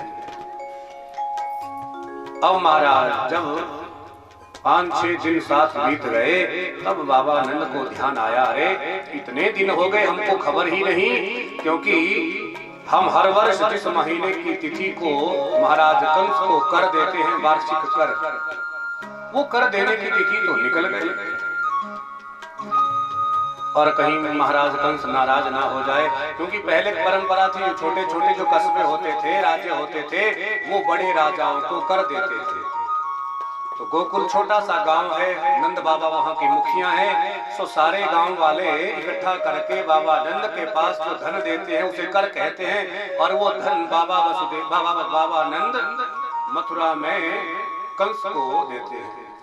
तो वो जो कर देने की तिथि है वो निकल गई। तब बाबानंद ने अपने सभी मित्रों को बुलाया, बैठाया और कहा कि भाई देखो मित्रों, हम अपने बालक के जन्मोत्सव में इतने व्यस्त हो गए कि किसी को खबर ही नहीं कि कर देने की तिथि निकल गई। इसलिए कहीं हमारे महाराज नाराज ना हो जाएं, तो मैं आज ही मथुरा जाकर के महाराज कंस को कर देता हूं। तो बोले, गोपाल गोकुल रक्षाया निरूप्यं मथुरां गतः नंद कंसस्य वार्षिक्यं करं दातु कुरुत्वहं। बाबा के मित्र बोले, रे बाबा आप चिंता बिल्कुल मत करो, आप महाराज कंस का कर देकर के आओ और तब तक हम आपके बालक की रक्षा करेंगे। आप चिंता बिल्कुल मत करना। अब आनंद तो दौड़ करके मथुरा के लिए निकल गए। और इधर क्या हुआ महाराज, जैसे ही बाबानंद मथुरा में पहुंचे, महाराज कंस को कर दिया, सो आते आते महल से लौटते समय बाबानंद की नजर कारागृह पर पड़ गई, जेल पर पड़ गई, जहां पर वसुदेव और देवकी दोनों बंदी थी। दौड़ करके बाबानंद वसुदेव जी के पास गए, उनको प्रणाम किया। दोनों मित्र हैं और दोनों मित्रों में आपस में सुख दुख की बातें होने लगी। तो बात में बाबानंद ने वसुदेव जी से कहा, रे भैया वसुदेव, मैंने सुना कि इस पापी कंस ने तुम्हारे 6 पुत्रों का वध किया, और जब मैंने सुना तो मुझे बहुत कष्ट हुआ। वसुदेव जी कहते, बाबानंद भैया ये होने थी तो हो चुकी, परंतु भैया मैंने सुना है कि तुम्हारे घर में भी आजकल एक बेटे ने जन्म लिया है। अरे इतने बुढ़ापे में तुम्हारे घर में बालक हुआ, तुम्हें सुनकर के बड़ा प्रसन्न हुआ। बाबा नंद कहते हाँ हाँ भैया, तुमने बिल्कुल ठीक सुना है, हमारे घर में बालक ने जन्म लिया है, इसलिए भैया वसुदेव आप चिंता बिल्कुल मत करना, तुम्हारे बेटा नहीं है तो क्या हुआ, अरे हम दोनों मित्र हैं, मेरे बेटे को तुम आज से अपना ही बेटा समझना। अरे भाई हम मित्रों में भी कोई अंतर होता है भला? तो वसुदेव जी बोले अरे बाबा आप चिंता बिल्कुल मत करना, आपके बेटे को तो हम अपना ही बेटा मानते हैं। क्योंकि देखिए वसुदेव जी तो बिल्कुल ठीक कह रहे हैं, वसुदेव जी जानते हैं कि वो हमारा ही पुत्र है, हमने ही उसे गोकुल में छोड़ा है, परंतु बाबा नंद को इस बात का पता नहीं। अब जब दोनों में वार्तालाप होने लगा, इतने में ही वसुदेव जी ने बाबा नंद से कहा अरे बाबा नंद, मुझे ऐसा लग रहा है तुम्हारे गोकुल में कोई विपत्ति आने वाली है, बाधा आने वाली है। जहां विपत्ति का नाम लिया तुम्हारा बाबा नंद के होश उड़ गए। क्यों? क्योंकि वसुदेव जी बहुत बड़े ज्योतिषी भी हैं, भविष्य दृष्टा हैं। बाबा नंद बोले अरे महाराज आप ये क्या कह रहे हैं, मुझे तो अपने लाला की चिंता हो रही है। वसुदेव जी बोले जाओ बाबा जल्दी जल्दी अपने गोकुल पहुंचो, अपने लाला की रक्षा करो। तब तो बाबा नंद ने वसुदेव जी को प्रणाम किया और महाराज रास्ते भर में भगवान का ध्यान करते करते भागे चले आ रहे हैं। हे भगवान मेरे लाला की रक्षा करना, हे प्रभु मेरे बालक की रक्षा करना। अब जब तक बाबा नंद गोकुल में वापस पहुंचते उससे पहले ही महाराज कंस ने पापिनी पूतना को गोकुल में भगवान को मारने के लिए भेज दिया। बोले भक्तवत्सल भगवान की जय हो।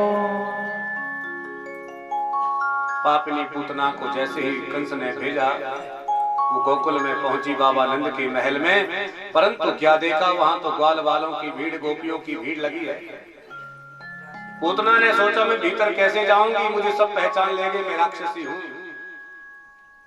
तो तुरंत पापिनी पूतना ने अपना स्वरूप बदल दिया, एक साधारण गोपी की तरह सुंदर वस्त्राभूषण पहन करके वो आज गोपियों के साथ में ही बाबा नंद के द्वार पर पहुंची और मैया यशोदा को बधाई दी। अरे बहन यशोदा बधाई हो, मैंने जब सुना कि तुम्हारे घर में इतने बुढ़ापे में बालक हुआ तो मुझसे रहा नहीं गया, मैं बधाई देने के लिए दौड़ आई। जहां पूतना ने यशोदा मैया को बधाई दी, यशोदा मैया पूतना का मुंह देखती रह गई। अरे भाई ना जाने ये कौन सी मेरी बहन है, कहां से आई है, मैं इसको पहचानती नहीं, परंतु यदि पूछ लूंगी तुम कौन हो, कहां से आई हो, तो नाराज हो जाएगी। सो मैया यशोदा ने पापिनी पूतना को पूछा नहीं और बोली अरे बहन तुमने बहुत अच्छा किया जो बधाई देने आई, किसी चलो भीतर चलो। तो पापिनी पूतना कहती है बहन मैं भीतर बाद में जाऊंगी, पहले तू ये बता तुम्हारा लाला कहाँ है, सबसे पहले मुझे उसका मुख देखना है। तो देवी यशोदा बोली अरे बहन अभी अभी दूसरे कमरे में कक्ष में हमने अभी सुला रखा है पालने में, तुम दरवाजे से ही देख करके लौट आना, जगाना मत। अब गोपियां मैया यशोदा के साथ बधाई देने के लिए दूसरे कक्ष में चली गई और कन्हैया दूसरे कक्ष में पलने में अकेले सो रहे थे। अब गोपियां मैया तो गोपियों के साथ चली गई और इधर पापिनी पूतना जिस कक्ष में भगवान है उस कक्ष की तरफ जैसे बढ़ी, दरवाजे पर जैसे ही पहुंची तो महाराज भगवान पर जैसे ही पापिनी पूतना ने दृष्टिपात किया, भगवान को जब देखा तो सुखदेव जी राजा परीक्षित से कहते हैं राजन भगवान उस समय सो नहीं रहे थे, अभी तो आंखें खोल करके भगवान को किल्लोल कर रहे थे, मुस्कुरा रहे थे, परंतु जैसे ही पापिनी पूतना ने भगवान को देखा और भगवान ने पापिनी पूतना को देखा तो तुरंत देखते ही भगवान ने अपनी आंखें बंद कर ली। अब आंखें क्यों बंद कर ली, इसमें बहुत सारे मतांतर हैं, विद्वानों ने कई प्रकार के इसमें अपने अपने विचार प्रकट किए हैं। तो कोई कहते हैं भाई भगवान ने इसलिए अपनी आंखें बंद कर ली होगी कि देखिए भगवान अभी केवल 7 दिन के हैं और अभी तक तो भगवान दूध भी ठीक से नहीं पी पाते हैं और ये पापिनी पूतना भगवान को मारने के लिए अपने स्तनों में विष लगा करके आई है, जहर लगा करके आई है। सो भगवान ने सोचा विष पीने का कार्य तो भगवान शंकर का है, समुद्र से विष निकला था तो भगवान ने पिया, तो इसलिए क्यों ना पहले आंख बंद करके भगवान भोलेनाथ का ध्यान करो कि प्रभु अभी तो मैं ठीक से दूध भी नहीं पी पाता हूँ और ये मौसी जी मुझे मारने के लिए जहर लगा करके आए हैं, इसलिए आप ही इस विष को पीना। या फिर भगवान ने इसलिए आंखें बंद की, जब हम घर में कोई नया कार्य करते हैं तो सबसे पहले भगवान का ध्यान करते हैं, भगवान से आंख बंद करके प्रार्थना करते हैं, प्रभु हम इस कार्य को कर रहे हैं निर्विघ्नता से संपन्न करना। तो जैसे हम भगवान का ध्यान करने के लिए आंख बंद करते हैं, मंगलाचरण करने के लिए आंख बंद करते हैं, उसी प्रकार मानो भगवान भी आज मन ही मन में सोच रहे हैं कि मेरा ये जो जन्म हुआ है दुष्टों को मारने के लिए हुआ है, क्योंकि भगवान का जन्म धराधाम पर दुष्टों का संहार करने के लिए ही तो हुआ है। तो इसलिए ये मेरे जन्म में जो पहली मौसी जी आ रही है अभी इनको मारना पड़ेगा, इसलिए आंख बंद करके भगवान पहले ध्यान कर रहे हैं, मंगलाचरण कर रहे हैं। या भगवान ने इसलिए आंखें बंद कर ली। शास्त्र कहते हैं, वेद भगवान कहते हैं, भद्रम कर्णेभिः शृणुयाम देवा भद्रम पश्येम क्षभिर्यजत्राः। वेद भगवान कहते हैं भद्रम कर्णेभिः, मतलब परमात्मा ने यदि हमको आंखें दी हैं तो ये बुरा दृश्य देखने के लिए नहीं दी है, अपितु अच्छे अच्छे दृश्य देखने के लिए दी है। भद्रम कर्णेभिः। तो भगवान ने मन में सोचा, अरे ये पापनी है, दुष्ट है, उल्टा है, इसलिए ये हमारी दृष्टि के योग्य नहीं है, ये कुपात्र है, सुपात्र नहीं है। भगवान कहते कभी भी कुपात्र पर दृष्टिपात मत करो, सुपात्र पर करो। रामायण आप सबने देखी होगी, रामायण में जब भगवान राम जी मैया सीता के साथ पंचवटी में बैठे थे वनवास में, भैया लक्ष्मण जी भी बैठे हैं, मैया सीता भी बैठी हैं, राम जी भी बैठे हैं, तो वहां पर भी सबसे पहले उनके पास में एक देवी जी आई जिनका नाम शूर्पणखा। तो शूर्पणखा ने भगवान राम जी को कहा, प्रभु अरे आप जो कोई भी है मैं आपको जानती तो नहीं हूँ, लेकिन मैं अभी बिल्कुल कुंवारी हूँ, मेरा विवाह नहीं हुआ है और आज तक मुझे अपने समान सुंदर कोई संसार में पुरुष दिखाई नहीं दिया, इसलिए आप मुझे, वैसे उतने सुंदर तो आप भी नहीं हो, परंतु फिर भी मैं आपसे अपना काम चला लूंगी, मैं आपसे विवाह करना चाहती हूँ। तो राम जी ने जब शूर्पणखा का प्रस्ताव सुना तो मुस्कुराते हुए, बात तो भगवान राम जी शूर्पणखा से कर रहे थे, परंतु भगवान की नजरें सीता माता पर ही थी। गोस्वामी तुलसीदास जी रामचरितमानस में कहते हैं, सीता चिताए कही प्रभु बाता, अहै कुमार मोर लघु भ्राता। अरे देवी, मैं तो विवाह कर चुका हूँ और ये मेरी धर्मपत्नी सामने देवी सीता जी बैठी हैं। बात भगवान शूर्पणखा से कर रहे हैं, हमारे कहने का तात्पर्य ये है, बात तो शूर्पणखा से हो रही है, परंतु भगवान की दृष्टि मैया सीता पर है। देवी, हम तो पहले से ही शादीशुदा हैं, ये हमारी पत्नी जी विराजमान है, परंतु फिर भी तुम्हें यदि विवाह करना हो तो ये हमारे छोटे भैया लक्ष्मण बैठे हैं, ये अभी कुंवारे हैं, इनसे विवाह कर लो। तो इसलिए सीता चितय कही प्रभु बाता, अहै कुमार मोर लघु भ्राता। तो इसलिए शास्त्र कहते हैं कभी भी कुपात्र पर दृष्टिपात मत करो, सुपात्र पर करो। तो भगवान राम जी ने भी यही संदेश दिया, शूर्पणखा कुपात्र है, इसलिए हम इनकी तरफ देखेंगे नहीं, बात भले ही इनसे कर रहे हैं और मैया सीता की तरफ देख रहे हैं। तो कथा तो आप सबने फिर सुनी है, भगवान ने जब ये कहा लक्ष्मण जी को, तो वैसे तो जन्म से ही क्रोधी स्वभाव के हैं। जहां शूर्पणखा जी लक्ष्मण जी के पास गई तो लक्ष्मण जी को क्रोध आया, तो शूर्पणखा के नाक कान ही काट डाले। तो इसलिए कहने का तात्पर्य ये है कि दृष्टिपात वहां करो जो देखने के योग्य हो।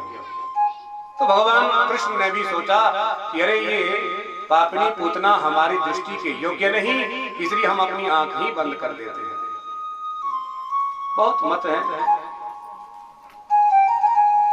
अब भगवान ने जैसी आंखें बंद की, पूतना ने सोचा बालक अभी सो रहा है, क्यों ना इसको उठा लो। तो दौड़ करके पूतना पापनी पालने के पास में गई, भगवान को अपनी गोद में उठाया और तुरंत महल के पीछे भाग गई। मन में विचार करने लगी कि मैं इस बालक को मार दूंगी, और तुरंत भगवान को पापनी पूतना अपना स्तनपान कराने लगी। और जब दूध समाप्त हो गया तो भगवान ने पापनी पूतना का विषपान पीना प्रारंभ कर दिया, विष पीना प्रारंभ कर दिया। और जब दूध भी समाप्त हो गया, जहर भी समाप्त हो गया, तब तो भगवान अब पापनी पूतना के प्राण पीने लगे। जहां भगवान प्राण पीने लगे तो महाराज पापनी पूतना को मर्म स्थलों में भयंकर वेदना जब हुई तो जोर जोर से चिल्लाने लगी। सुखदेव जी बड़ा सुंदर वर्णन करते हैं, राजन, जहां मानो मन ही मन भगवान पापनी पूतना से कह रहे हो, अरे मौसी जी मैं 10वां ग्रह हूं। 9 ग्रह तो सबकी कुंडली में होते हैं, सबको लगते हैं, लेकिन कृष्ण ग्रह गृहीत आत्मा ये 10वां ग्रह कहलाया जाता है। और जिसकी कुंडली में कृष्ण रूपी ग्रह बैठ गया, किसी को लग गया तो समझो पर उसका बचना असंभव है। इसलिए मौसी जी वैसे तो मैं किसी को पकड़ता नहीं, लेकिन जब एक बार पकड़ लिया तो फिर मैं उसको छोड़ता नहीं।